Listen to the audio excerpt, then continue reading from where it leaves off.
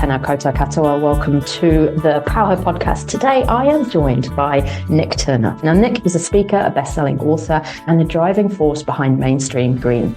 Spending the first 15 years of her career working in the global consumer goods industry, her life was set on a different trajectory, with a personal quest to live more simply and sustainably. Nic, that sounds like a wonderful proposition. I think something we all need as humans in this current climate. Welcome to the show. It is so nice to have you here. Thanks so much for having me, Jess. It's great to be here. So I would love, there's so many things I want to talk to you about because I just love the kind of, the simplicity focus, the less is more. It's so much what we need, I think. But I think we start before that, a bit about learning about you, your story, particularly interested in kind of that turning point. So you were kind of chasing the corporate dream, shall we say, and then there was a turning point, and now you kind of do something that sounds like it's very passion and purpose led. Talk to us about that journey. And I sort of, full transparency, I kind of just fell into my corporate career and then I spent 15 years in it.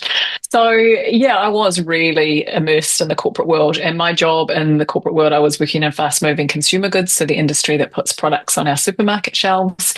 And my job in that industry became what's called shopper, so really understanding how we all behave as shoppers in the supermarket. So I would do super weird things like pay people to go shopping with them and follow them around the supermarket with a clipboard to watch them shop. It was very voyeuristic and very weird, but it was a case of getting all of these insights, understanding what our shopper behaviour was, and then finding ways to get people to buy more. That was ultimately my job. There was always three things I had to do. How do we get people to buy things they've never bought before, buy more of what they're already buying, or pay more for what they're already buying? So very much about driving consumption.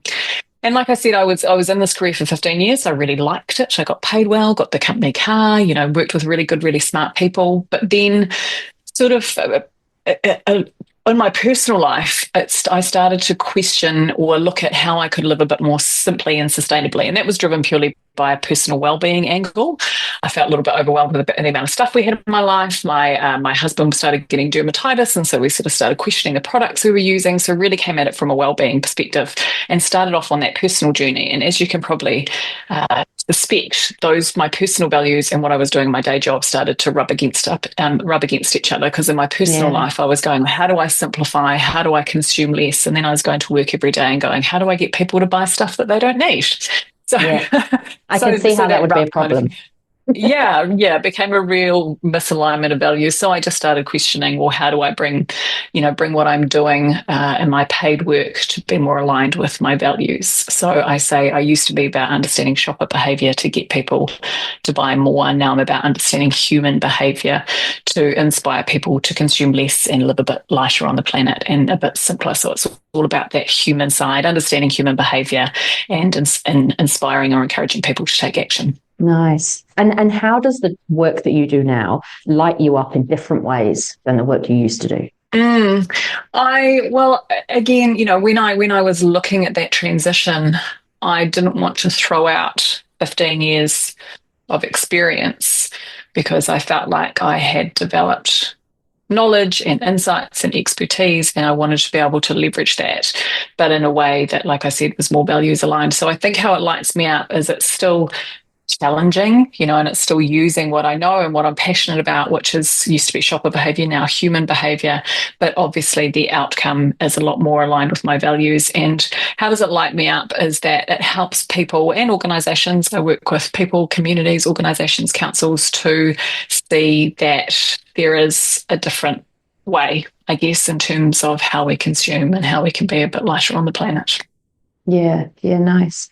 And the transition for you, because the way you talk about it, it sounds like it kind of, just happened. And we know that these things are often a lot harder than, when you see the end product and you're like, oh, wow, she's doing this passion, purpose-led work and everything's amazing. But making that transition, particularly being your own brand and going into the public eye and getting on stages, there must have been a fair few challenges that you faced that you had to overcome as you were kind of reinventing yourself and getting out there and being the face of, your brand and this work and this kind of mahi in the world, the impact that it makes. Yeah, and I'm sure you've faced all the same challenges, Jess, in terms of your journey as well. And absolutely, it's been a journey, and I look back on it and go, why did it take me so long? But that's always hindsight, isn't it? So it was definitely a transition, and it took me a good few years to sort of exit out of corporate and find a way that I could bring value as well.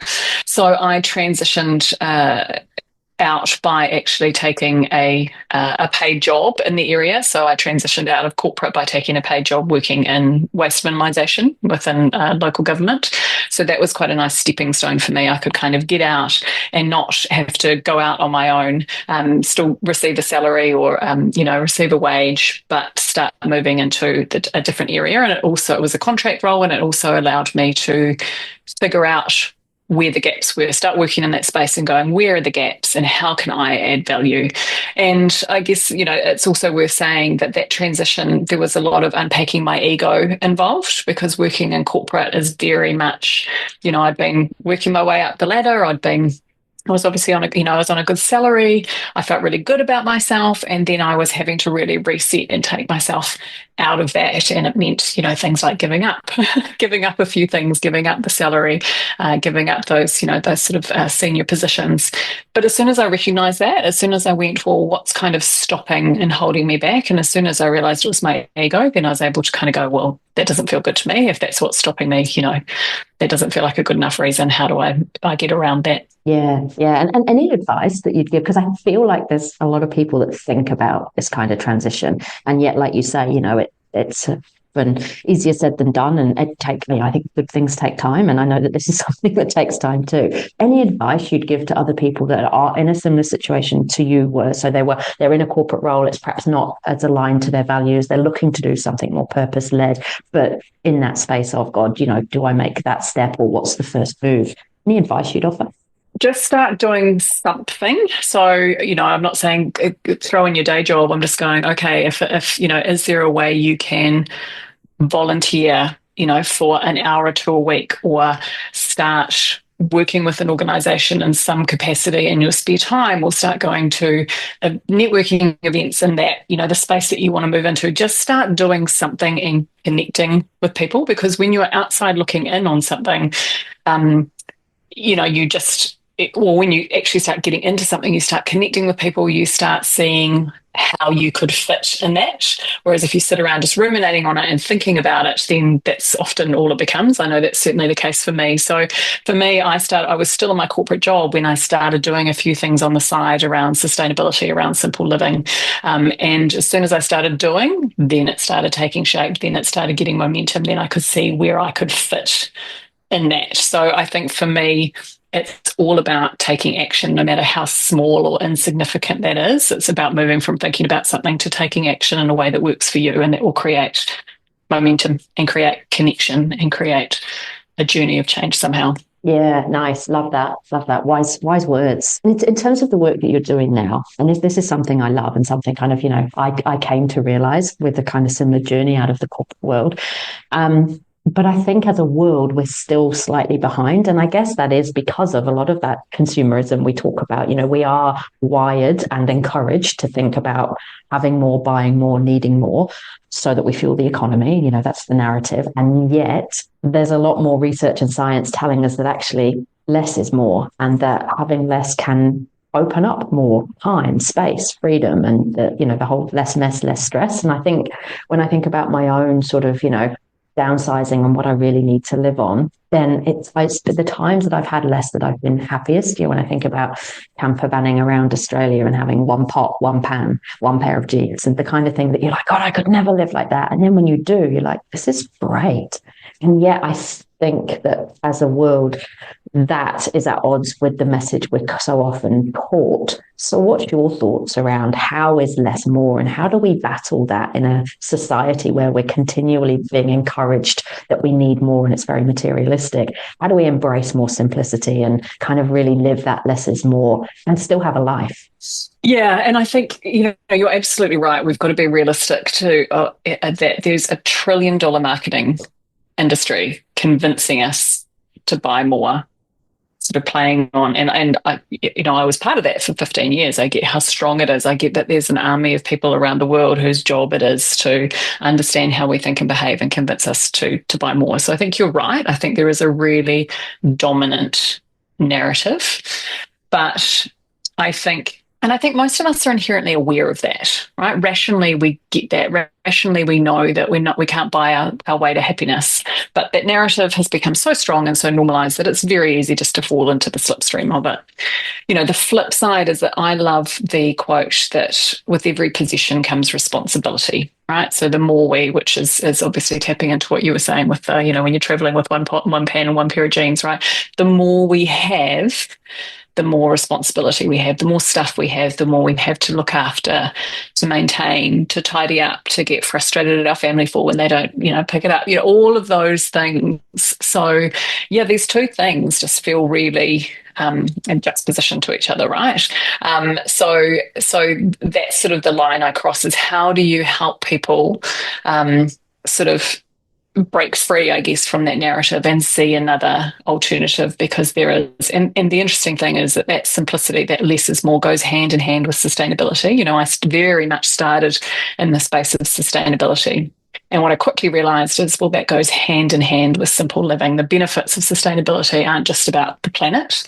They're also about us and our own well-being because we've become, we've fallen into the state of hyper-consumption, right? Where we're just being told to consume more and more. And we do because that narrative is so strong, but that consumption is having a massive impact on the planet because we've become really disposable in the way we're consuming, but it's also having this really big impact on our well-being where our lives are becoming overrun with stuff. We're working harder and longer than ever before and going into more personal debt to buy all of this stuff and, that age-old challenge of keeping up with the Joneses. So I very quickly transitioned from going, well, sustainability isn't a planet problem.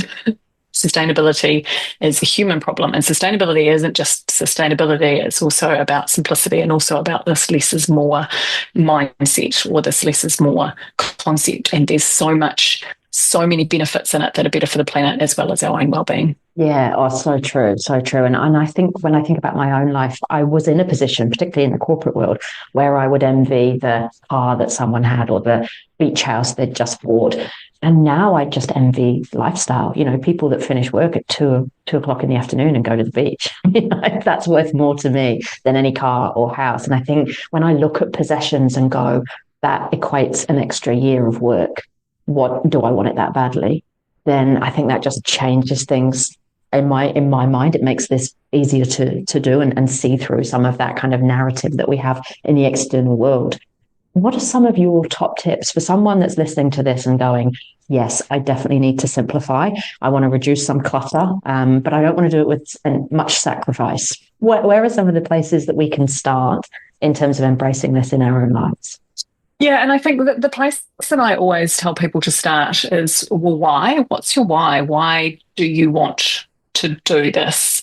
And I think as soon as we connect with our why, then everything kind of flows from there, and I think you've just again sort of beautifully touched on it in terms of what you value is time, right? And the flexibility to be able to go for a swim in the ocean or do whatever you want to do as opposed to be working all the time. So I think that's always where I encourage people to start. And I do the same with organizations. We're obviously talking about this on a personal level, but it's very much with organizations as well. A lot of organizations will say to me, I want to be more sustainable. And it's okay, let's unpack that.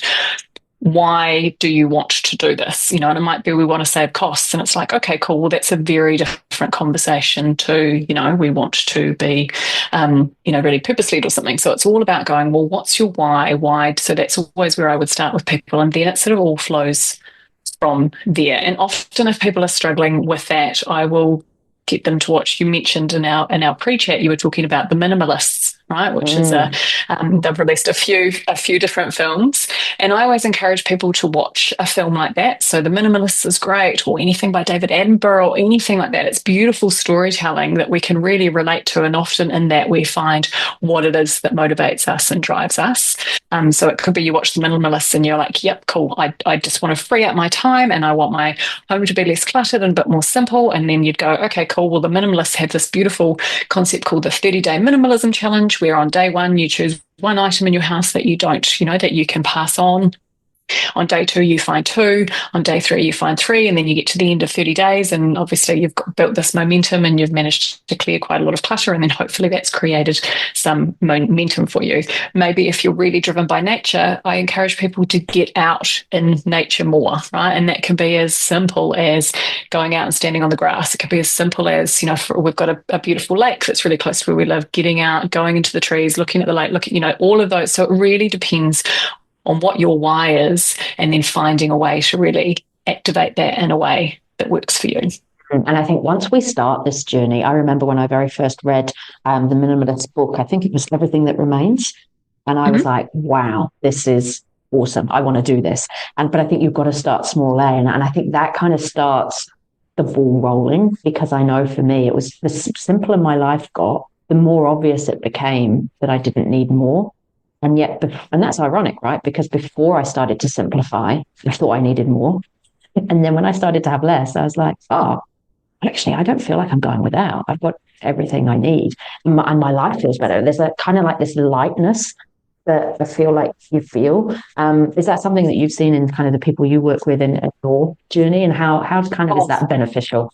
Absolutely. And that's why my mission is always to get people to start somewhere. And the best place to start is the place that feels easy and good to you. Because once you start, as you say, you realize that everything's connected, and you build that momentum and you start going, actually, cool, this feels really good. I can do more of this. Like I do quite a lot of work around food waste reduction. Food waste is a really big challenge. We waste a lot of food globally as well as in New Zealand, all right throughout sort of the system. And I do a lot of education around helping households reduce their food waste, or helping businesses reduce their food waste. And often they'll start doing it and they're like, oh my gosh, one, it's really rewarding because I'm just putting less in the rubbish bin, and not many people I know feel good about throwing stuff away. So one, it feels good. 2, we often save money. And 3, goodness, it just makes me feel so much more resourceful in the fact that I'm valuing my food more. So all of these points of connections come when we start taking an action, no matter how small that is, whether that's, getting rid of a bit of stuff in our house, or buying less, or repairing things, or reducing our waste, wherever it is we start. And no matter how small that action is, once we start doing something, we realize how good it feels, and we start realizing how much everything else is connected as well. Yeah, nice. And so if people are kind of listening to this and going, yes, I need help with this, how can we find you? Where is the best place for people to reach out or find more about the work that you're doing? Cool. So I'm on all the channels at Mainstream Green, so mainstreamgreen.co.nz, and then all of the social media channels, or you can find me, it's Nicola Turner, and I'm on LinkedIn, and you can find me that way. And I run lots of events. I have lots of free resources on my website. I run lots of in-person events and online events, and I've got a retreat coming up later on the year, which is really focused on sort of that simple living. So lots of different ways to connect with me and to meet up in line or in person as well. Fabulous. And we'll put those links in the show notes so that people can easily find you. Nic, it's been fabulous to reconnect, to Kōrero, particularly about this topic. So thank you so much for your time, and thank you for sharing your wisdom with us today. You're so welcome. Thanks so much for having me, Jess.